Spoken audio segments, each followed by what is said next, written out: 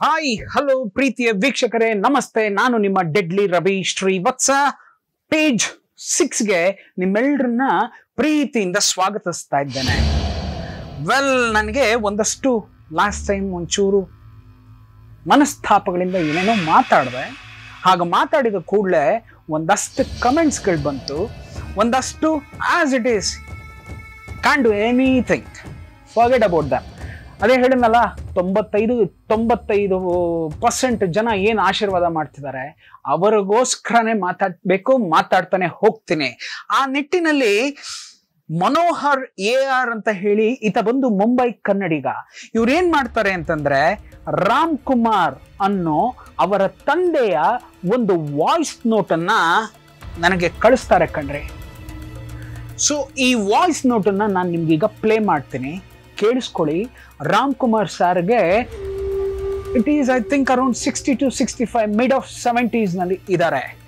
ಈ ಒಂದು ತಂದೆ ಬಂದು ಇವತ್ತು ನನಗೆ ಏನು ಆಶೀರ್ವಾದ ಮಾಡಿ ಹೋಗಿದ್ದಾರೆ, ಆ ಒಂದು ಆಶೀರ್ವಾದಕ್ಕೆ, ಆ ಒಂದು ಅವರ ಒಂದು ಪಾಸಿಟಿವಿಟಿ, ಆ ವೈಬ್ಸ್ ಏನಿದೆ ಅದನ್ನೆಲ್ಲವನ್ನು ನಾನು ಬಿಗಿದಪ್ಕೊಂಡು ತೀರ್ಥರೂಪ ಸಮಾನರಾದ ರಾಮಕೃಷ್ಣ ಸರ್, ನಿಮಗೆ ನನ್ನ ಪಾದಾರವಿಂದಗಳ ಕೋಟಿ ನಮನಗಳು ಅಂತ ಹೇಳ್ತಾ ಈ ಒಂದು ವಾಯ್ಸ್ ನೋಟ್ ಕೇಳಿಸ್ತೀನಿ. ಅದಾದ್ಮೇಲೆ ನನ್ನ ಎಪಿಸೋಡ್ ಸ್ಟಾರ್ಟ್ ಮಾಡ್ತೀನಿ. Please listen to this voice note. ನಮಸ್ಕಾರ ರವಿ ಶ್ರೀವತ್ಸ ಅವರೇ, ಮನೋಹರ್ ತಂದೆ ಮಾತನಾಡ್ತಾ ಇದ್ದೀನಿ. ಈ ವಾಯ್ಸ್ ರೆಕಾರ್ಡ್ ಮಾಡೋಕ್ಕೆ ನಾನು 3 ಅಟೆಂಪ್ಟ್ ತಗೋಬೇಕಾಯ್ತು. ಪ್ರತಿ ಸಲ ಪ್ರಯತ್ನ ಪಟ್ಟಾಗಲೂ ನನ್ನ ಗಂಟ್ಲು ಒತ್ಕೊಂಡು ಬರ್ತಾಯಿತ್ತು. I had to break down in the middle. ಅದಕ್ಕೆ ಕೆಲವು ನನ್ನ ಭಾವನೆಗಳನ್ನ ಬಹಿರಂಗವಾಗಿ ವ್ಯಕ್ತಪಡಿಸದೆ ಆದಷ್ಟು ಚಿಕ್ಕದಾಗಿ ಚೊಕ್ಕದಾಗಿ ಸೆನ್ಸಾರ್ ಮಾಡಿ ಮಾತನಾಡೋಕ್ಕೆ ಪ್ರಯತ್ನ ಪಡ್ತಾ ಇದ್ದೀನಿ. ಒಂದು ಕೌತುಕ ಘಟ್ಟದಲ್ಲಿ ಈ ಎಪಿಸೋಡ್ ನಿಲ್ಲಿಸಿದ್ದೀರಾ. ನನಗೆ ನಿಮ್ಮ ಸ್ಥಿತಿ ನೋಡಿ ಮಹಾಭಾರತದ ಭೀಷ್ಮರ ಜ್ಞಾಪಕಕ್ಕೆ ಬರ್ತಾರೆ. ಅವರು ಎಂತಹ ಸಂದಿಗ್ಧ ಪರಿಸ್ಥಿತಿಯಲ್ಲಿದ್ದರು, ಹೇಗೆ ಧರ್ಮ ಸಂಕಟಕ್ಕೆ ವಿಲವಿಲ ಒದ್ದಾಡಿದ್ರು ಅಂತ ನಿಮಗೆ ಗೊತ್ತಿದೆ. ಅಂತಹ ಮಹಾನುಭಾವರಿಗೆ, ಘಟಾನುಘಟಿಗಳಿಗೆ, ವೀರವಂತರಿಗೆ ಇಂತಹ ಪಾಠ ತಪ್ಪಿಲ್ಲ ಅಂದರೆ ನಿಮಗೆ ಇಂತಹ ವಿಷಮ ಪರಿಸ್ಥಿತಿ ಎದುರಾಗಿದ್ದು ಆಶ್ಚರ್ಯ ಏನಿಲ್ಲ. ಭಗವಂತ ಟೆಸ್ಟ್ ಮಾಡ್ತಾರಂತೆ ಅಂದರೆ ಅವನು ಕೊಡೋ ಟೆಸ್ಟು ನಮಗೆ, ಅವನು ಕೊಡೋ ಟೆಸ್ಟು ಅವನಿಗೆ ಟೇಸ್ಟು. ಕೀಳು ಮಟ್ಟದ ಕಾಮೆಂಟ್ಸ್ಗೆ ನೀವು ಯಾಕೆ ಉತ್ತರ ಕೊಡ್ತೀರಪ್ಪ? ಅಂತಹ ಜನಗಳಿಗೆ ಉತ್ತರ ಕೊಡೋದು ನಾಚಿಕೆಗೇಡಿನ ಸಂಗತಿ. ಅದು ನಾಯಿ ಬಗಳಿದ್ರೆ ದೇವಲೋಕ ಹಾಳೆ.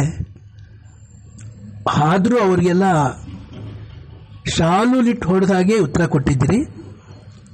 ಬೇಷ್. ಧರ್ಮೋ ರಕ್ಷತಿ ರಕ್ಷಿತಃ. ಸತ್ಯಕ್ಕಿಂತ ಬೇರೆ ಧರ್ಮ ಇಲ್ಲ. ನೀವು ಸತ್ಯ ಹೇಳ್ತಾ ಇದ್ದೀರಾ, ಹೇಳ್ತಾ ಹೋಗಿ ಅಷ್ಟೆ. ಈ ದಿನ ವಾಯ್ಸ್ ಮೇಲ್ ಕಳಿಸೋ ಅವಶ್ಯಕತೆ ಇರಲ್ಲ ಅಂದ್ಕೊಂಡಿದ್ದೆ, ಆದರೆ ನೀವು ಪ್ರಕಟಪಡಿಸಿದ ವೇದನೆ ನೋಡಿ ಯಾಕೋ ಮನಸ್ಸು ತಡೀಲಿಲ್ಲ ಸರ್. ಕ್ಷಮೆ ಇರಲಿ, ನಿಮ್ಮ ಟೈಮ್ ವೇಸ್ಟ್ ಮಾಡ್ತಿದ್ದೇನೋ ಏನೋ ಗೊತ್ತಿಲ್ಲ. ಇತಿ ನಿಮ್ಮ ಶ್ರೇಯೋಭಿಲಾಷಿ ರಾಮಕುಮಾರ್. ಇದಕ್ಕಿಂತ ಇನ್ನೇನಾದ್ರೂ ನಾವು ಬಯಸ್ಲಿಕ್ಕೆ ಈ ಸಮಯದಲ್ಲಿ, ಈ ಟೈಮ್ನಲ್ಲಿ ಆಗುತ್ತಾ? Ramakrishna sir, thank you so much. I am welcoming you back. Page 6. Last time ಹೇಳಿದ್ದೆ, ಒಂದು ಕ್ರೂಷಿಯಲ್ ಕ್ರಕ್ಸ್ ಅಲ್ಲಿ ನಾನು ಸಿಕ್ಕಾಕೊಂಡೆ, ಒಂದು ಜಿಂಕ್ಸ್ ಅಲ್ಲಿ ಸಿಕ್ಕಾಕೊಂಡೆ. ಏನ್ ಮಾಡಬೇಕು ಅಂತ ಗೊತ್ತಾಗಿರ್ಲಿಲ್ಲ. ಆ ನಿಟ್ಟಿನಲ್ಲಿ ಅದೇನೋ ಹೇಳ್ತಾರೆ, ಯಾವಾಗ ಸಮಯ ನಿಮ್ಮ ವಿರುದ್ಧವಾಗಿ ಹೋಗುತ್ತೋ ಆ ಸಮಯಕ್ಕೆ ನೀವು ಸಮಯ ಕೊಟ್ಬಿಡಿ. Just give time to time, it heals everything ಅಂತ. ಆ ನಿಟ್ಟಿನಲ್ಲಿ ನಾನೇನ್ ಮಾಡಿದೆ ಅಂತಂದ್ರೆ, ದೇವರನ್ನ ಕೇಳ್ಕೊಂಡೆ, ಇದಕ್ಕೆ ನೀನೇ ಒಂದು ಅಂತ್ಯವನ್ನು ತೋರಿಸು ಅಂತ ಹೇಳ್ತಾ ಎಲ್ಲವನ್ನು ಅವನ ಪಾದದಡಿಯಲ್ಲಿ ಹಾಕಿ ನನ್ನ ದಿನಗಳನ್ನ ಶುರು ಮಾಡಲಿಕ್ಕೆ ಹೆಜ್ಜೆಗಳನ್ನ ಇಡ್ತಾ ಹೋದೆ. ನನ್ನೊಂದು ಆಸೆ ಏನು ಅಂತಂದ್ರೆ, ಟೆಕ್ನಿಷಿಯನ್ಸ್ಗಳ ಹೆಸರು ಮಾಡಬೇಕು ರೀ. ಎಷ್ಟೋ ಇರೋ ಒಂದಿಷ್ಟರಲ್ಲೇ ನಾವು ನಮ್ಮ ಹೆಸರನ್ನ ಮಾಡಿ ಬಿಟ್ಟು ಹೋಗ್ಬಿಡ್ಬೇಕು. ಟೆಕ್ನಿಷಿಯನ್ಸ್ಗಳ ಕೈಗೂಸು ಕೊಂಡ್ರಿ ಚಿತ್ರರಂಗ. Of course I accept every one we need. ಅಂದ್ರೆ ನಿರ್ಮಾಪಕರು ದಯವಿಟ್ಟು ಆಮೇಲೆ ನೀವು ಕೋಪ ಮಾಡ್ಕೊಂಡ್ಬಿಟ್ಟಿರ. ನೀವಿಲ್ಲ ಅಂದ್ರೆ ಚಿತ್ರರಂಗನೇ ಇಲ್ಲ, ಹೀರೋಗಳಿಲ್ಲ ಅಂದ್ರೆ ಚಿತ್ರರಂಗ ಇಲ್ಲ, ಹೀರೋಯಿನ್ಗಳಿಲ್ಲ ಅಂದ್ರೆ ಚಿತ್ರರಂಗ ಇಲ್ಲ, ನೀವ್ಯಾರು ಇಲ್ಲದೆ ಚಿತ್ರರಂಗ ಇಲ್ಲ. ಅಫ್ಕೋರ್ಸ್ ಅನ್ನದಾತರು ನಿರ್ಮಾಪಕರು ನಂಬರ್ 1 ಪೊಸಿಷನ್ ಅಲ್ಲಿ ನಿಂತ್ಕೋತಾರೆ. ತದನಂತರ ಬರ್ತಾ ಬರ್ತಾ ಬರ್ತಾ ಬರ್ತಾ ಹೋದ್ರೆ ನಿಮ್ಮೆಲ್ರಿಗೂ ಹೇಳಲಿಕ್ಕೆ ಇಷ್ಟಪಡ್ತೀವಿ, ಬುನಾದಿಗಳಾಗೋದು ಟೆಕ್ನಿಷಿಯನ್ಸ್. ಒಂದು ಸರಿ ಟೆಕ್ನಿಷಿಯನ್ಸ್ ಹಂಗಂದ್ರೆ ಎಲ್ಲ ಹಂಗೋಗ್ಬಿಡುತ್ತೆ, ಹೊಟ್ಟೋಗುತ್ತೆ. ನಮ್ಮ ಕೈಗೂಸು ಕತೆ, ಚಿತ್ರಕಥೆ, ಸಂಭಾಷಣೆ, ನಾವು ಅದಕ್ಕೆ ಕಷ್ಟಪಟ್ಟು ದೇವರನ್ನ ನೆನೆದು ಆ ಒಂದು ಓಂಕಾರಗಳನ್ನ ಹಾಕ್ತಿವಲ್ಲ, ಆ ಒಂದು ಕೈಗೂಸಿಗೆ ಯಾರೋ ಬಂದು ನಾನು ಅಪ್ಪ ಅನ್ಬಿಟ್ರೆ ಹೇಗ್ ಸಾಧ್ಯ? ಅದು ಆಗ್ಬಾರ್ದು, ಅದು ಆಗಲೇಬಾರ್ದು. The credits, it has to go to the person who has suffered for that. ಅದು ನನ್ನ ಆಸೆ. ಈಗೇನ್ ಮಾಡುತ್ತೆ ಅಂತಂದ್ರೆ ಆಸ್ ಇಟ್ ಈಸ್ ಸಮಯ ಕಳೀತಾ ಹೋಗುತ್ತೆ. ನಾನಿನ್ನೂ ನನ್ನ ಡಿಸಿಷನ್ನ ಮಂಜು ಅವ್ರಿಗೆ ಹೇಳಲಿಲ್ಲ, ನಾನಿನ್ನೂ ನನ್ನ ಡಿಸಿಷನ್ನ ಅರುಣ್ ಪ್ರಸಾದ್ ಸರ್ ಮುಂದೆನೂ ಹೇಳಲಿಲ್ಲ. ಆದ್ರೆ Arun Prasad he knows me very well. ಒಂದು ಸರಿ ಇವ್ನಿಗೇನಾದ್ರು ಹೇಳಿದ್ರೆ ಅವನು ಅದ್ರ ಬಗ್ಗೆ ತುಂಬಾ ತಲೆ ಕಟ್ಸ್ಕೊಂಡು ಕೆಲಸ ಮಾಡ್ತಾನೆ ಅಂತ ಅದು ಅವ್ರ ಕಿಚ್ಚನ ಸಮಯದಿಂದನೇ ಗೊತ್ತಿರಬೇಕು. ಅವ್ರಿಗೆ ಗೊತ್ತಿತ್ತು. ಹಾಗಾಗಿ ಕ್ಲೀನ್ ಆಗಿ ಅವರು ಕೆಲಸ ಮಾಡ್ಕೊಡ್ತಾ ಹೋದ್ರು. ಅವರ ಕರ್ತವ್ಯ ಇಷ್ಟೇ ಆಗಿತ್ತು, ಬೋಧನೆ. ಅದು ಮಾಡಾಗೋಯ್ತು. ಇನ್ನು ಅದರ ನಿಷ್ಠೆ ನನ್ನದು. ಸೊ ಅದು ಸಮಯ, ನಾ ಹೇಳಿದ್ನಲ್ಲ, I started giving time to the time ಅಂತ. ನಾವು ಇಲ್ಲೇನಾಗುತ್ತೆ, ಮಂಜು ಅವರೊಬ್ಬರೇ ಜವಾಬ್ದಾರಿಯನ್ನ ಹೊರಲಿಕ್ಕಾಗಲ್ಲ. ಅದು ಸುದೀಪ್ ಸರ್ ಅವರೇ ಆ ಪಿಕ್ಚರ್ ಅಲ್ಲಿ ಆಕ್ಟ್ ಮಾಡ್ಬೋದು, ಇಲ್ಲ ಇನ್ನೊಬ್ರು ಆಕ್ಟ್ ಮಾಡ್ಬೋದು, ಮತ್ತೊಬ್ರು ಆಕ್ಟ್ ಮಾಡ್ಬೋದು. ನೆನ್ಪಿರ್ಲಿ, ಯಾಕೆ ಅಂತಂದ್ರೆ ಆ ದಿನಗಳಲ್ಲಿ 1 ಕೋಟಿಯನ್ನ ದಾಟದಂತಹ ಚಿತ್ರರಂಗ ಆಗ. ಅಂದ್ರೆ ಆ ಕಾಲದಲ್ಲೆಲ್ಲ ಇತ್ತು. 91, 92ನಲ್ಲೇ ನಮ್ಮ ರಾಮು ಸರ್ ಆವಾಗಲೇ ಅವರು ಕೋಟಿ ನಿರ್ಮಾಪಕರು. ನಾನು ಹೇಳ್ತಾ ಇರೋ 2005. ಬಟ್ ಸ್ಟಿಲ್ ಚಿಕ್ಕ ಫಿಲ್ಮ್ ಮೇಕರ್ಸ್ ಎಲ್ಲ ಏನಿದ್ರು ಇವರೆಲ್ಲ ಆಗ 1 ಕಾಲು, 1.5, 2.5 ಈ ತರ ಬರ್ತಾ ಇತ್ತು ಸಿನಿಮಾಗಳು. ಸೊ ಈಗ ಮಂಜು ಸರ್ಗೆ ಅದೊಂದು ದೊಡ್ಡ ಭಾರ. ಆ ಭಾರವನ್ನ ಅವರು ಕುಗ್ಗಿಸ್ಕೊಳ್ಳಿಕ್ಕೆ ಏನ್ ಮಾಡ್ತಾರೆ ಅಂತಂದ್ರೆ ಇನ್ನಿಬ್ಬರ ಆಸರೆಯನ್ನ ಪಡ್ಕೋತಾರೆ. ಈ ಆಸರೆಯಲ್ಲಿ ಮೊದಲನೇ ವ್ಯಕ್ತಿಯಾಗಿ ಬಂದು ನಿಂತದ್ದು ಯಾರು ಅಂತಂದ್ರೆ Karnataka bank, I think it is limited, Karnataka bank private limited or limited ಅಂತ ಏನ್ ಕರೀತಾರೆ, ಆ ಬ್ಯಾಂಕ್ ಅಲ್ಲಿ ಕೆಲಸ ಮಾಡ್ತಾ ಇದ್ದಂತಹ ರಾಜಣ್ಣ. ಮುಂದಿನ ದಿನಗಳಲ್ಲಿ ಇವರ ಪತ್ನಿಯಾದಂತಹ ಶೋಭಾ ರಾಜಣ್ಣ ಅವರು ಬಂದು ನಂದೊಂದು ಸಿನಿಮಾವನ್ನ ನಿರ್ಮಾಣ ಮಾಡ್ತಾರೆ. ಆಕೆ ಶೋಭಾ ಅನ್ನೋ ಆ ಹೆಸರಿಗೆ ತಕ್ಕ ಹಾಗೆ ಶೋಭಿತೆ, ಮಹಾಲಕ್ಷ್ಮಿ. ಇಲ್ಲೂ ಕೂಡ ಶೋಭಾ ರಾಜಣ್ಣ ಅಂತಾನೆ ಹೆಸರಿಟ್ಕೊಂಡು ರಾಜಣ್ಣ ಇಲ್ಲಿ ಪ್ರೊಡ್ಯೂಸ್ ಮಾಡಕ್ಕೆ ಬರ್ತಾರೆ. ಆ ವ್ಯಕ್ತಿ ಬಂದು ನಿಂತ್ಕೋತಾರೆ ಆಶ್ರಯಾಗಿ. ಇವರಿಬ್ರು ಬಗ್ಗೆ, ರಾಜಣ್ಣನ ಬಗ್ಗೆ ಇಲ್ಲಿ ಹೇಳ್ಬಿಡ್ತಾನೆ, ಮೇಡಮ್ ಬಗ್ಗೆ ಮುಂದಿನ ದಿನಗಳಲ್ಲಿ ಹೇಳ್ತಾ ಹೋಗ್ತಾನೆ. ಸೊ ಇವ್ರು ಬಂದು ಇಲ್ಲಿ ನಿಂತ್ಕೋತಾರೆ. ಈ ಪಕ್ಕದಲ್ಲಿ ಬಂದು ಒಬ್ರು ಸ್ವರೂಪ್ ಅಂತ ಹೇಳಿ, ನಿಮ್ಗೆ ಮೀನಾಕ್ಷಿ ಟೆಂಪಲ್ ಅಂತ ಗೊತ್ತಿರಬೇಕು, ಇಲ್ಲಿ ಬನ್ನರ್ಘಟ್ಟ ರೋಡ್ ಅಲ್ಲಿ ಇದೆ. ಆ ಮೀನಾಕ್ಷಿ ಟೆಂಪಲ್ ನ ಬುನಾದಿ ಅಂತಾನೆ ಹೇಳಲಿಕ್ಕೆ ಇಷ್ಟಪಡ್ತೀನಿ. That was Swaroop sir. ಇವರಿಬ್ರು ಬಂದು as it is Manju sir ಬ್ಯಾಕಪ್ಗೆ ಅಂತ ನಿಂತ್ಕೋತಾರೆ. ನೆನಪಿರ್ಲಿ, Manju sir he was still a budding producer, ಅಂದ್ರೆ ಅಂಬೆಗಾಲನ್ನ ಇಡ್ತಾ ಇದ್ದಂತಹ ನಿರ್ಮಾಪಕರು. ಆದ್ರೆ he was a very good distributor. Nalla ಅನ್ನೋ ಸಿನಿಮಾವನ್ನ ಮೈಸೂರು ಪ್ರಾಂತ್ಯಕ್ಕೆ ತಗೊಂಡಂತಹ ವ್ಯಕ್ತಿ. ಅದಾದ್ಮೇಲೆ ಸರದಾರ ಅಂತ ದರ್ಶನ್ ಸರ್ ಅವ್ರ ಸಿನಿಮಾವನ್ನ ಇಡೀ ಇದಕ್ಕೆ BKTಗೆ ರಿಲೀಸ್ ಮಾಡಿದಂತಹ ವ್ಯಕ್ತಿ. ಇದೆಲ್ಲದರಲ್ಲೂ ತುಂಬಾ ಚಾಣಾಕ್ಷ. ಆದ್ರೆ ನಿರ್ಮಾಪಕನಾಗಿ ಮೊದಲನೇ ಹೆಜ್ಜೆ ಇಡ್ತಾ ಇದ್ದಾರೆ. ಅವ್ರಿಗೆ ಬ್ಯಾಕಪ್ ಮಾಡೋದಕ್ಕೆ ಅಂತಾನೆ KCN ಕುಮಾರ್ ಸರ್ ಇದ್ದಾರೆ. KCN Kumar sir is having 20 years of experience in this industry. ಇದು ಮಂಜು ಸರ್. ಈಗ ಈ ರಾಜಣ್ಣ ಬಂತು ಅಂತಂದ್ರೆ ಪಾಪ ಇದಕ್ಕೆ ಯಾರು ಇಲ್ಲ, ರಾಜಣ್ಣ ಸರ್ ಒಬ್ರು ಹಿಂದೆ ಇಲ್ಲ. ಆದ್ರೆ ಗೊತ್ತಿರ್ಬೇಕಾದಂತಹ ವಿಷಯ ಏನು ಅಂತಂದ್ರೆ ಶೋಭಾ ರಾಜಣ್ಣ ಅವರು ಕೊಬ್ರಿ ಮಂಜು ಅವರ ಅತ್ತೆಯ ಮಗ. ಇದಕ್ಕಿಂತ ಇನ್ನೇನ್ ಬೇಕು? ನೀನ್ ಇದನ್ನ ಮಾಡು, ಇದನ್ನ ಮಾಡಬೇಡ ಅಂತ ಹೇಳಕ್ ಇದಕ್ಕಿಂತ ಇನ್ನೇನ್ ಬೇಕು? ಸಾಲದ್ದಕ್ಕೆ ಇವರ ಜೊತೆ ಇನ್ನೊಬ್ರು ಕಸಿನ್ ಬ್ರದರ್ ಆದಂತಹ ಪುಟ್ಟಣ್ಣ ಅಂತ ಒಬ್ರಿದ್ದಾರೆ. ಪುಟ್ಟಣ್ಣ ಅವರು ಎಲ್ಲೇ ಇರಲಿ, ಹೇಗೆ ಇರಲಿ, ಅವ್ರಿಗೆ ಶಿರಸಾವಹಿಸಿ ನಾನು ನನ್ನ ಪ್ರಣಾಮಗಳನ್ನ ತಿಳಿಸ್ತಾ ಇದ್ದೇನೆ. ಯಾಕೆ ಅಂತಂದ್ರೆ ಪುಟ್ಟಣ್ಣ ಅವರು ಇಲ್ದೆ ಹೋಗಿದ್ದಿದ್ರೆ ಡೆಡ್ಲಿ ಸೋಮ ಅನ್ನೋ ಸಿನಿಮಾನೇ ಇರ್ತಾ ಇರ್ಲಿಲ್ಲ. ನನ್ನ ಎಲ್ಲ ನಿರ್ಮಾಪಕರಿಗಿಂತ ತುಂಬಾ ಒಂದು ಹೆಜ್ಜೆ ಪ್ರೀತಿಯಿಂದ ಅವ್ರನ್ನ ಮೇಲೆ ಕೂರಿಸ್ಲಿಕ್ಕೆ ಇಷ್ಟಪಡ್ತೀನಿ. ತುಂಬಾ ಅದ್ಭುತವಾಗಿ ಒಬ್ಬ ತಂದೆ ಮಗನನ್ನ ಹೇಗೆ ನೋಡ್ಕೋಬೇಕು ಆ ನಿಟ್ಟಿನಲ್ಲಿ ಪುಟ್ಟಣ್ಣ ಅವರು ನನ್ನನ್ನ ಇಡೀ ಚಿತ್ರೀಕರಣದ ಸಮಯದಲ್ಲಿ ನೋಡ್ಕೊಂಡು ನನ್ನನ್ನ ಕಾಪಾಡಿದ್ರು. ಅವರು is the cousin brother of Rajanna. ಅವ್ರೇನು ಅಂದ್ರೆ ಇಲ್ಲಿ ಪ್ರೊಡಕ್ಷನ್ ಎಕ್ಸಿಕ್ಯೂಟಿವ್ ಡೆಡ್ಲಿ ಸೋಮಾದಲ್ಲಿ. And then comes Swaroop sir. ಇವ್ರೇನು ಅಂತಂದ್ರೆ ಜಾಕ್ ಮಂಜು ಅವ್ರಿಗೆ ಏನಾರು ಒಂದು ಆಗ್ಲಿ, ಮಂಜು ಏನೋ ಮಾಡ್ತಾ ಇದ್ದಾನೆ, ಅವನಿಗೊಂದು ನೆಲೆ ಸಿಗ್ಲಿ, ಅವನದು ಅಂತ ಏನಾರು ಒಂದು ಹೆಸರನ್ನ ಮಾಡ್ಕೊಳ್ಳಿ, ಮಂಜು ಚೆನ್ನಾಗಿರ್ಲಿ. ಯಾಕೆಂತಂದ್ರೆ ತುಂಬಾ ಕಷ್ಟಪಟ್ಟು ಮೇಲೆ ಬಂದಂತಹ ಹುಡುಗ ಮಂಜುನಾಥ್ ಗೌಡ ಅಲಿಯಾಸ್ ಜಾಕ್ ಮಂಜು. ನಾನು ಆಗ್ಲೇ ಹೇಳ್ದೆ, ಹಿ ವಾಸ್ ವೆರಿ ಇನ್ಫ್ಲೂಯೆನ್ಷಿಯಲ್. ನೀವು ಪೊಲಿಟಿಕಲ್ ತಗೊಳ್ತೀರಾ, ಹಿ ಇಸ್ ಪೊಲಿಟಿಕಲಿ ಇನ್ಫ್ಲೂಯೆನ್ಷಿಯಲ್. ನೀವು ಡಿಪಾರ್ಟ್ಮೆಂಟಲ್ ತಗೊಳ್ತೀರಾ, police departmental he is very influential. ನೀವು ಯಾವುದೇ ನಿಟ್ಟಿನಲ್ಲಿ ತಗೊಳ್ಳಿ, ಪ್ರೆಸ್ ಅಲ್ಲಿ ತಗೊಳ್ಳಿ, ಇವತ್ತು ಅದ್ಭುತವಾದ ಒಂದು ಹೆಸರಿದೆ. ಪಬ್ಲಿಕ್ ಅಲ್ಲಿ ತಗೊಳ್ಳಿ, ಇವತ್ತು ವಿಲ್ಸನ್ ಗಾರ್ಡನ್ ನಲ್ಲಿ ಯಾರೋ ಅನಾಮಧೇಯ ಹೋಗಿ ನನಗೆ ಮಂಜು ಅವರು ಅಂತ ಟಕ್ಕಂತ ಕರ್ಕೊಂಡೋಗಿ ಅವ್ರನ್ನ ರೀಚ್ ಮಾಡೋ ಹಾಗೆ ಮಾಡ್ತಾರೆ. ಇವತ್ತೇನೋ ಅವರು ಬಿಜೆಪಿನಲ್ಲಿ ಏನೋ ಒಂದು ಮಟ್ಟದ ಅಂಬೆಗಾಲನ್ನ ಈಗ ಅಲ್ಲಿ ಇಡ್ತಾ ಇದ್ದಾರೆ ಪೊಲಿಟಿಕಲಿ. ಸೊ ಈ ನಿಟ್ಟಿನಲ್ಲಿ ಹಿ ಇಸ್ ವೆರಿ ವೆಲ್ ನೋನ್. ಈ ವ್ಯಕ್ತಿ ಚೆನ್ನಾಗಿರ್ಲಿ ಅಂತ ಸ್ವರೂಪ್ ಅವ್ರು ಬಂದು ಬ್ಯಾಕಪ್ ಮಾಡ್ತಾರೆ. ಸೊ ಇದು ನನ್ನ ಪ್ರೊಡ್ಯೂಸರ್ಸ್ ಟೀಮ್.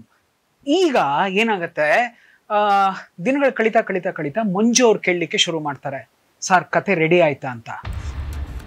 ನಾನು ಹೇಳಿದ್ನಲ್ಲ, ಆ ದಿನಗಳಿಂದ ಈ ದಿನಗಳಲ್ಲಿ ನಾವು ಹಾರ್ಡ್ಲಿ ತಗೊಂಡಿದ್ದು ಕೇವಲ 1 ವಾರದಷ್ಟು ಟೈಮ್ ಮಾತ್ರ, 1 ವಾರದ ಸಮಯ.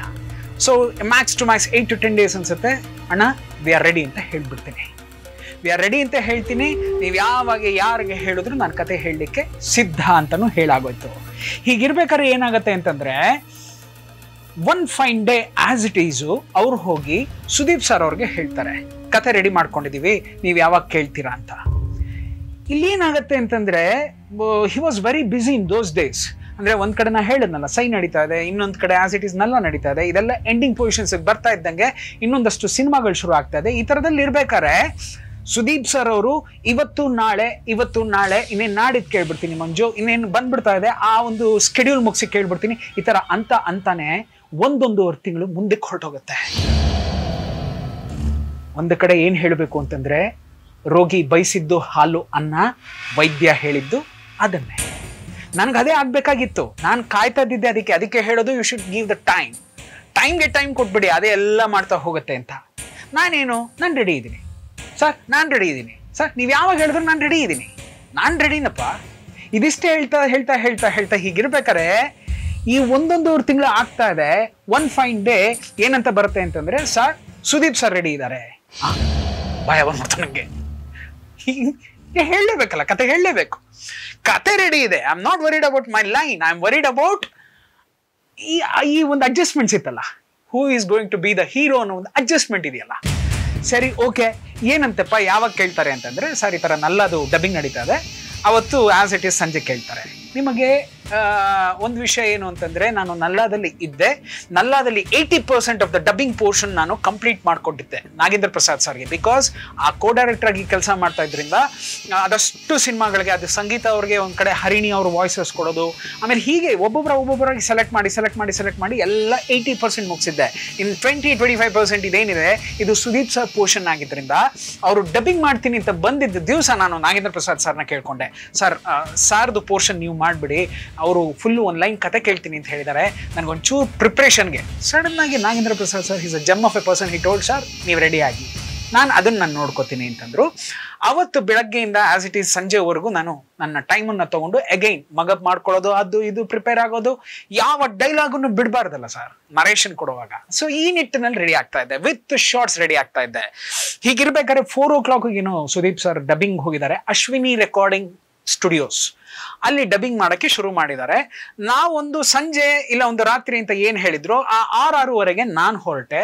ಆಸ್ ಇಟ್ ಈಸ್ 7 ಗಂಟೆಗೆ ನಾನು ಅಲ್ಲಿ ಹೋದೆ. ಮಂಜು ಸರ್ ಬಂದ್ರು, ಆ ಕಡೆ ಶೋಭಾ ರಾಜಣ್ಣ, ನನ್ನ ಪ್ರೊಡ್ಯೂಸರ್ ರಾಜಣ್ಣ ಅವ್ರು ಬಂದ್ರು, ಈ ಕಡೆ ಆಸ್ ಇಟ್ ಈಸ್ ಸ್ವರೂಪ್ ಅವ್ರು ಬಂದ್ರು. ಎಲ್ಲರೂ ಬಂದು ಕಾಯ್ಲಿಕ್ಕೆ ಶುರು ಮಾಡಿದ್ವಿ. ಒಂದು 4:15 ಶುರು ಮಾಡಿದಂತಹ ಸುದೀಪ್ ಸರ್ ಪ್ರಾಯಶಃ ಒಂದು 8 ಗಂಟೆಗೆ ಬರ್ಬೋದು, ಇಲ್ಲ 9ಕ್ಕೆ ಬರ್ಬೋದು. ಈ ನಿಟ್ಟಿನಲ್ಲೇ ಕಾಯ್ತಾ ಕೂತಿದೀವಿ. 10 ಆಯ್ತು, 10 ಕಾಲ ಆಯ್ತು, ಸುದೀಪ್ ಸರ್ ಬರ್ಲಿಲ್ಲ. ಡಬ್ಬಿಂಗ್ ಮಾಡ್ತಾನೆ ಹೋಗ್ತಾ ಇದಾರೆ.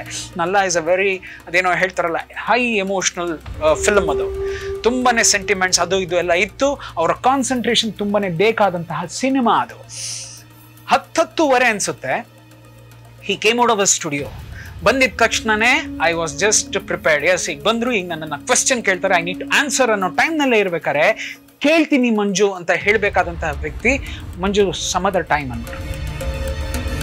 ಈ ಸಮ್ ಅದರ್ ಟೈಮ್ ಅಂದಿದ್ದೆ ಸಡನ್ ಆಗಿ ಒಂದ್ಸರಿ ಮೇಲ್ ನೋಡಿದೆ, ಇರುತ್ತಲ್ಲ ಒಕ್ಕತೊಂಡ ಮಹಾಕಾಯ, thank you thank you thank you thank you thank you, ದೇವ್ರಿಗದೊಂದು ಥ್ಯಾಂಕ್ಸ್ ಹೇಳ್ಬೇಕಲ್ಲ, ಥ್ಯಾಂಕ್ಸ್ ಅಂತ ಹೇಳ್ಬಿಟ್ಟೆ. ಆಸ್ ಇಟ್ ಈಸ್ ಇಲ್ಲಿ ಏನಾಯ್ತು, ಪ್ರೊಡ್ಯೂಸರ್ಸ್ ಎಲ್ಲ ಒಂದ್ ಕಡೆ ಸೇರ್ಕೊಂಡ್ರು. ಅವ್ರು ಏನೇನೇನು ಗುಸು ಗುಸು ಗುಸು ಗುಸು ಎಲ್ಲ ಆಯ್ತು. ಏನ್ ಮಂಜು ಅಂತಂದ್ರು. ಸರ್ ಏನಿಲ್ಲ ಸರ್, ಅದೇ ಕತೆ ಕೇಳ್ತೀನಿ ಅಂದ್ರಲ್ಲ, ಪರವಾಗಿಲ್ಲ ಸರ್, ನೀವು ಯಾವಾಗ ಹೇಳಿದ್ರೆ ಅವಾಗ ಹೇಳ್ತೀವಿ ಅನ್ನೋ ನಿಟ್ಟಿನಲ್ಲಿ ಆಸ್ ಇಟ್ ಈಸ್ ಎಲ್ಲ ಮಾತುಕತೆ ಎಲ್ಲ ಆಯ್ತು. ಅಲ್ಲೇ ಏನೋ ಪಫ್ಸು ಗಿಫ್ಸು ಅದು ಇದು ಎಲ್ಲ ತರಿಸಿದ್ರು, ಎಲ್ಲವನ್ನು ಆಯ್ತು, ತಿಂದ್ವಿ, ಬಾದಾಮಿ ಹಾಲು ಕುಡಿದ್ವಿ, ಎಲ್ಲ ಹೊರಟ್ವಿ, ನಮ್ಮ ಮನೆ ಸೇರ್ಕೊಂಡ್ವಿ. ಈಗ ಮನೆಗೆ ಬಂದ್ಮೇಲೆ ನನಗೆ ಒಂದು ಪ್ರಶ್ನೆ ಕಾಡ್ಲಿಕ್ಕೆ ಶುರು ಆಯ್ತು. ಓಕೆ, ಸುದೀಪ್ ಅವರು ಎಲ್ಲೋ ದೇವ್ರು ನನ್ನ ಕಡೆನೇ ಇದ್ದು, ಸುದೀಪ್ ಅವರು ಈ ಚಿತ್ರದ ನಾಯಕ ನಟನಾಗಲ್ಲ, ನೆಕ್ಸ್ಟ್ ಯಾರು ಅನ್ನೋ ಪ್ರಶ್ನೆ ಬಂತು. ನೆಕ್ಸ್ಟ್ ಯಾರು ಅನ್ಬೇಕಾರೆ ಏನನ್ನಿಸ್ತು, ಎಲ್ಲ ಒಂದ್ ಕಡೆ ಈ ಮನಸ್ಸು ಇರುತ್ತಲ್ರಿ, ಈ ಮನಸ್ಸು ಮತ್ತೆ ಹೃದಯ ಅದು ಇನ್ನೇನೇನೇನೇನೇನೋ ಹುಡ್ಕಕ್ ಶುರು ಮಾಡುತ್ತೆ. ಆ ನಿಟ್ಟಿನಲ್ಲಿ ದರ್ಶನ್ ಸರ್ ಹೆಂಗಿರ್ತಾರೆ ಅಂತ ಬಂತು. ಕೇಳಿದ್ರಲ್ಲಿ ತಪ್ಪೇನಿದೆ, ಏನಾದ್ರು ಹೂ ಅಂದ್ರೆ ಏನಾದ್ರು ಮಾಡಿದ್ರೆ ಚೆನ್ನಾಗಿರತ್ತಲ್ಲ. ಯಾಕೆ ಅಂತಂದ್ರೆ ದಾಸ super hit, Majestic super hit, rowdyism film ಅಲ್ಲಿ ಕರಿಯ ಸೂಪರ್ ಡೂಪರ್ ಹಿಟ್. ಈ ನಿಟ್ಟಿನಲ್ಲಿ ಅವ್ರ ಹಿಂದೆ ಒಂದಷ್ಟು ಸಾಲ್ಗಳ ಸಿನಿಮಾಗಳಿದೆ. ಆದ್ರೂ ನಾನು ಹೇಳ್ದೆ ನಿರ್ದೇಶಕನಾಗಿ ನನ್ನ ಸ್ಟ್ಯಾಂಪ್ ಒತ್ತಬೇಕು ಅಂತ. ಬಟ್ ಅಲ್ಲೇನು ಅಂತಂದ್ರೆ ಅವ್ರ ಹತ್ರ ಹೋದ್ರೆ ಅವ್ರು ಬರ್ತಾರೆ, ಕೆಲಸ ಮಾಡ್ತಾರೆ, ಹೊರಟೋಗ್ತಾರೆ. ನಾನು ಇದುವರೆಗೂ ಅಲ್ಲಿವರೆಗೂ ಅಲ್ಲ, ಇಲ್ಲಿವರೆಗೂ ನಾನು ದರ್ಶನ್ ಸರ್ ಜೊತೆ ಕೆಲಸ ಮಾಡಿಲ್ಲ. ಸೊ ಕೇಳ್ಪಟ್ಟಿದ್ದೆ, ಅವ್ರು ಬರ್ತಾರೆ, ಕೆಲಸ ಮಾಡ್ಬಿಟ್ಟು ಹೊರಟೋಗ್ಬಿಡ್ತಾರೆ, ಯಾವುದಕ್ಕೂ ತಲೆ ಕೆಡ್ಸ್ಕೊಳ್ಳಲ್ಲ ಅಂತ. ಏನಾದ್ರೂ ಮಾಡಿದ್ರೆ ಚೆನ್ನಾಗಿರತ್ತೇನೋ ಅನ್ನೋ ಒಂದು ಆಸೆ. ಮನುಷ್ಯ ಮಲಕ್ಕೊಂಡೆ, ಬೆಳಗ್ಗೆ ಎದ್ದೆ, ಫೋನ್ ಮಾಡಿದ್ರೆ ಬ್ಯಾಡ್ ಫೇಟ್ ಏನಂತ ಬಂತು ಅಂತಂದ್ರೆ ಹಿ ವಾಸ್ ಇನ್ ಹುಬ್ಳಿ ಅಂತ ಬಂತು. ಅದ್ಯಾವುದು ಐ ಥಿಂಕ್ ಇಟ್ ವಾಸ್ ಅಯ್ಯನೋ ಇಲ್ಲ ಸ್ವಾಮಿನೋ ಯಾವುದೋ ಒಂದು ಸಿನಿಮಾ ಶೂಟಿಂಗ್ಗೋಸ್ಕರ ಅವರು ಹುಬ್ಳಿಗೆ ಹೊರಟೋಗಿರ್ತಾರೆ. ಒಂದು 15-20 ದಿವಸದ ಸ್ಕೆಡ್ಯೂಲ್ ಸರ್ ಅಂತ ಹೇಳ್ಬಿಟ್ರು. ಹಾಗಂದಿದ ತಕ್ಷಣನೇ ಎಲ್ಲವೂ ನೀರಿನಲ್ಲಿ ಹೋಮ ಮಾಡ್ದಂಗಾಯ್ತು. ಓ, ದರ್ಶನ್ ಸರ್ ಇಲ್ಲ, ಬೇರೆ ಏನು, ಯಾಕೆ ಅಂತಂದ್ರೆ ಇದನ್ನ ರೆಡಿ ಮಾಡ್ಕೋಬೇಕಲ್ಲ. ನಾಳೆ ಬೆಳಗ್ಗೆ ಓಕೆ ಸುದೀಪ್ ಸರ್ ಮಾಡಲಿಲ್ಲ, ಇಲ್ಲ ಅಂತಂದ್ರೆ ಅವ್ರಿಗೆ ನನ್ನ ಇಷ್ಟ ಇಲ್ಲ, ನನಗೆ ಈ ಸ್ಕ್ರೀನ್ ಪ್ಲೇನ ಇಷ್ಟ ಆಗಲಿಲ್ಲ, ಏನೋ ಒಂದು ಅವ್ರ ಪ್ರಕಾರ ಅವ್ರು ಹೇಳ್ಬೋದು. ನಿರ್ಮಾಪಕರು ಇಲ್ಲ ನಮ್ಗೆ ಇಷ್ಟ ಆಗಿದೆ, ನೀವು ಯಾರನ್ನಾರು ಬೇರೆ ಸಜೆಸ್ಟ್ ಮಾಡಿ ಅಂತಂದ್ರೆ ನಾನು ಏನಾದ್ರು ಒಂದು ಉತ್ತರವನ್ನ ಬೇಸ್ ರೆಡಿ ಮಾಡ್ಕೊಂಡೆ ಅವ್ರ ಮುಂದೆ ಹೋಗಿ ಕೂತ್ಕೋಬೇಕಾದಂತಹ ಸಮಯ. ಸೊ ಈ ನಿಟ್ಟಿನಲ್ಲಿ ಏನಾಯ್ತು, ಆಸ್ ಇಟ್ ಈಸು ಇರ್ಲಿ ಅಂತ ಹೇಳ್ತಾ ಇರ್ಬೇಕಾದ್ರೆ ಈ ಪಕ್ಕದಲ್ಲಿ ವರಮಹಾಲಕ್ಷ್ಮಿ ದಿನ ಹತ್ರ ಬರ್ತಾ ಇದೆ. ವರಮಹಾಲಕ್ಷ್ಮಿ ದಿನ ಏನಯ್ಯ ಹತ್ರ ಬರ್ತಿದೆ ಅಂತ ನೀವು ಕೇಳ್ತೀರಲ್ವಾ. ಪ್ರೊಡ್ಯೂಸರ್ ಆಗಿ ಮಂಜು ಅವರು ಹೋಗಿ ಡೈರೆಕ್ಟ್ ಆಗಿ ಸುದೀಪ್ ಸರ್ ಮನೆಯಲ್ಲಿ ಕೂತ್ಬಿಟ್ಟು ಹೇಳಿದ್ದಾರೆ, ಈ ಥರ ಆಗಿದೆ, ಎಲ್ಲರೂ ಒಂಚೂರು ಫ್ರಸ್ಟ್ರೇಟ್ ಆಗ್ತಾ ಇದ್ದಾರೆ, ನಾವು ಒಂಚೂರು ಕೂತ್ಕೊಂಡು ನೀವು ಕತೆ ಕೇಳ್ಬಿಟ್ರೆ ಅದೊಂದು ಡೇಟ್ ಅಂತ ನಾವು ಫಿಕ್ಸ್ ಮಾಡ್ಕೋತೀವಿ, ಅವಸರದಲ್ಲಿ ನಾವೇನು ಕೇಳ್ತಿಲ್ಲ, ನಿಮಗೆ ನೆನಪಿದೆಯೋ ಇಲ್ವೋ, ಇದೆಲ್ಲ ರೆಡಿ ಆಗ್ತಾ ಇರೋದು ಅಕ್ಟೋಬರ್, ನವೆಂಬರ್, ಡಿಸೆಂಬರ್. ನಮಗೆ ಟಾರ್ಗೆಟ್ ಇಟ್ಟಿದ್ದಿದೆ ನಾವು ಯುಗಾದಿಗೆ ಶುರು ಮಾಡಬೇಕು ಅಂತ, ಅಂದ್ರೆ ಮಾರ್ಚ್. ಬಿಕಾಸ್ ಫಿನಾನ್ಷಿಯಲಿ ಇವರೆಲ್ಲವನ್ನು ರೆಡಿ ಮಾಡ್ಕೋಬೇಕಲ್ಲ, ಚಿಕ್ಕ ಪ್ರೊಡ್ಯೂಸರ್ಸ್. ಪ್ಲಸ್ ನನಗೂ ಒಂದಷ್ಟು ಟೈಮ್ ಬೇಕಲ್ಲ, ಟೆಕ್ನಿಷಿಯನ್ಸ್ನ ಸೆಲೆಕ್ಟ್ ಮಾಡಬೇಕು, ಆರ್ಟಿಸ್ಟ್ಗಳನ್ನ ಸೆಲೆಕ್ಟ್ ಮಾಡ್ಕೋಬೇಕು, ಲೊಕೇಶನ್ಸ್ನ ಸೆಲೆಕ್ಟ್ ಮಾಡ್ಕೋಬೇಕು, ಸ್ಕೆಡ್ಯೂಲ್ನ ಇದು ಮಾಡಬೇಕು, ಚಾರ್ಟ್ ಔಟ್ ಮಾಡಬೇಕು, ಇದಿಷ್ಟು ಕೆಲ್ಸಗಳಿದೆಯಲ್ಲ. ಆ ನಿಟ್ಟಿನಲ್ಲಿ ಮಂಜು ಅವರು ಕೇಳಿದ ತಕ್ಷಣನೇ ಸುದೀಪ್ ಸರ್ ಹೇಳ್ತಾರೆ, ವರಮಹಾಲಕ್ಷ್ಮಿ ಹಬ್ಬದ ದಿನ ನಾನು ಕೇಳ್ತೀನಿ ಮಂಜು ಅಂತ ಹೇಳ್ಬಿಡ್ತಾರೆ. ಇದು ಇಟ್ ಮೇಕ್ಸ್ ವೆರಿ ಅದೇನೋ ಅಂತಾರಲ್ಲ, ಒಂಥರ ಮಂಜು ಅವ್ರಿಗೆ ತುಂಬಾನೇ ಖುಷಿಯಾದಂತಹ ಒಂದು ವಿಷಯವನ್ನ ಅವರು ತಂದು ಎಲ್ಲರ ಮುಂದೆ ಹಂಚ್ಕೋತಾರೆ. ಹಾಗ ಅವ್ರು ಹೇಳಿದ ತಕ್ಷಣ ನಾನ್ ಲೆಕ್ಕ ಹಾಕೋತೀನಿ, ಇನ್ನೊಂದು 8 ದಿವಸ ಇದೆಯಲ್ಲಪ್ಪ, ಅಂದ್ರೆ ಸುದೀಪ್ ಸರ್ ಮುಂದೆ ಹೋಗೋದಕ್ಕಲ್ಲ, ಜೊತೆಗೆ ಏನಾದ್ರು ಆಲ್ಟರ್ನೇಟ್ ಇಟ್ಕೊಂಡು ನಾನು ಈ ಪ್ರೊಡ್ಯೂಸರ್ಸ್ ಮುಂದೆ ಕೂತ್ಕೊಂಡು ಫೇಸ್ ಮಾಡ್ಬೇಕಲ್ಲ.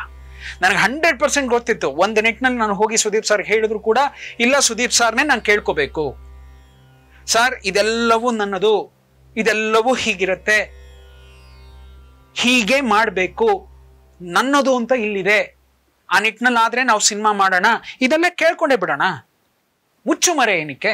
ಇದನ್ನೇ ನಾನು ಇವತ್ತು ಎಲ್ಲರ ಮುಂದೆನೂ ಹೇಳೋದು, ಯಾರೇ ಹೀರೋ ಇರ್ಲಿ, ಏನೇ ಮಾಡ್ಲಿ, sir this is what I am,